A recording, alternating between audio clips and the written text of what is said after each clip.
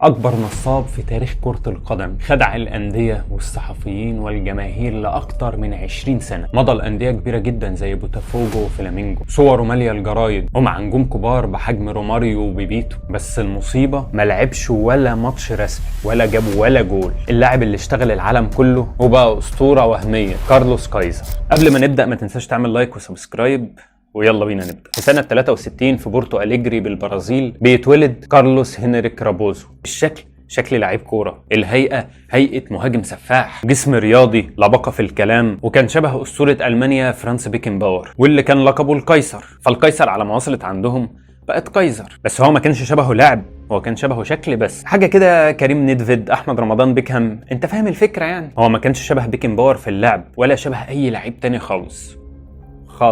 كايزر كان عنده معارف قويه جدا ومصاحب لعيبه كوره كتير. فقال للواحد بقول لك يا صاحبي، انا لسه راجع من اوروبا وسبت اوروبا عشان الاصابه، عايزك كده تتوسط لي عندك في النادي انزل اتمرن، انا لسه راجع من اصابه عايز اجيب فورمه بس. واول ضحيه ليه بيكون نادي بوتافوجو. بينزل كابتن كايزر التمرين، واول ما يشوفوه يقولوا اوبا ايه الوحش ده شكله لعيب كرة جبار، جسم وشكل ولياقة بدنية رهيبة. واول ما يبدأ تمرين الكورة ومع اول لمسة الكايزر للكورة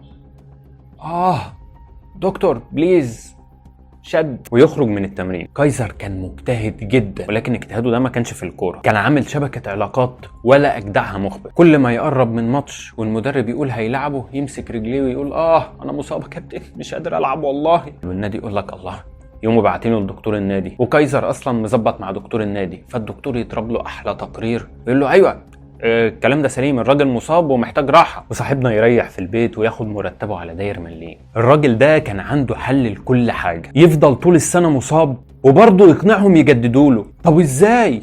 ده كان في أندية قاعد فيها 2 و3، كل شوية يمسك تليفونه ويتكلم بصوت عالي، وبيعمل فيها بيتكلم انجليزي مع أندية من انجلترا، وانهم بيتفاوضوا معاه ومش عارف فريق مين عايز يخلص معايا والله واديني بشوف. عمل علاقات قوية جدا مع الصحفيين والنجوم والمشاهير، واصحابه الصحفيين ما يتوصوش. احلى منشتات، الموهبة العائدة من اوروبا، الموهبة الافضل في العالم، وكلام كلام كلام، ويتصدر الصحف الاولى في الجرايد. فمع الحركات دي كلها النادي يقول لك اوبا ده الواد شكله هيتخطف مننا، لا نجدد له يا عم ومش مهم اكيد هيرجع من الاصابه. صورته مع روماريو وبيبيتو دي كانت اكل عيشه، كل اللي يشوفها يقول لك يا عم ده مصاحب نجوم اكيد نجم زيهم. في مره من المرات اللي كان بيهجس عليهم فيها دي وقاعد ماسك تليفونه وبيتكلم انجليزي وعامل فيها بيتفاوض مع فرق من انجلترا وكده، بيسمعوا دكتور من دكاتره النادي بيقول لهم هو منين؟ هو بيتكلم فارسي ده ولا هو من ايران؟ فالناس ترد عليه تقول له ايه يا دكتور انت بتفهمش ولا ايه؟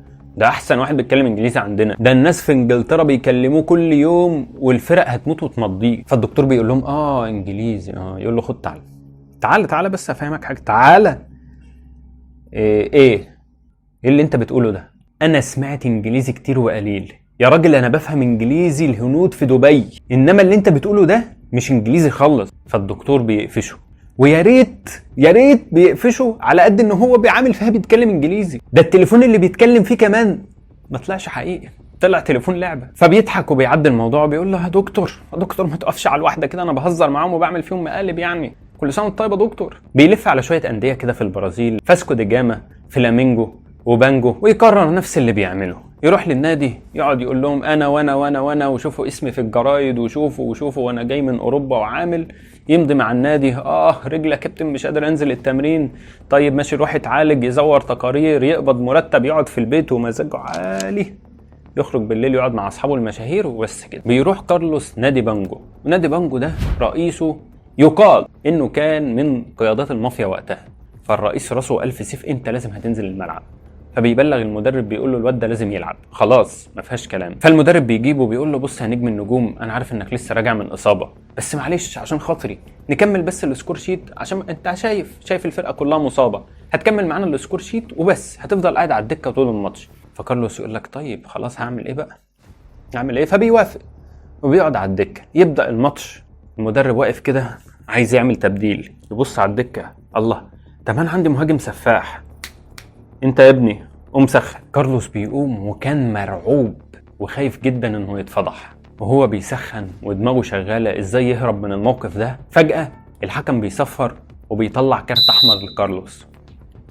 الراجل بيسخن، ايه ده؟ ايه اللي حصل؟ بيلاقوا كارلوس شتم الجمهور وبيتخانق معاه كمان.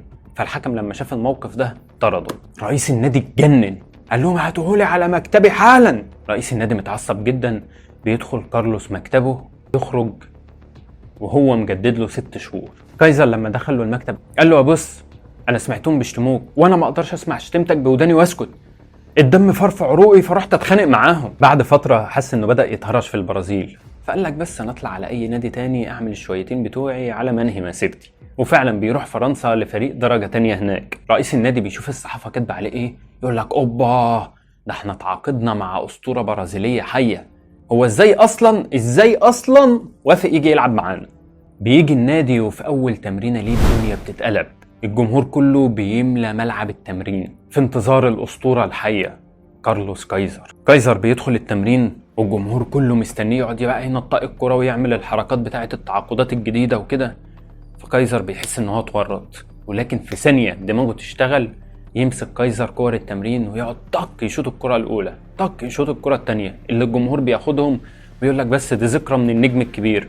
وما بين كل كوره والثانيه يبوس شعار النادي والجمهور الله الله، لدرجه ان هم بيقولوا ان كايزر شاط كل كور التمرين، لدرجه ان التمرين اتلغى، ما تبقاش كور يتمرنوا بيها اصلا. في 2011 بيعترف كايزر باللي عمله كله وبيقول انا كنت عايز اكون لعيب كوره بس من غير ملعب. اتعمل عنه وثائقي اسمه كايزر ذا جريتست فوتبولر نيفر تو بلاي فوتبول. كارلوس كايزر اتكتب اسمه في كتب التاريخ ولكن من غير ما يلمس الكوره. تفتكر هل ممكن حد يكرر اللي كايزر عمله ده ولا هو اخر النصابين؟ اكتبوا رايكم تحت في الكومنتات، وما تنسوش اللايك والسبسكرايب، واستنونا في قصص اغرب كتير.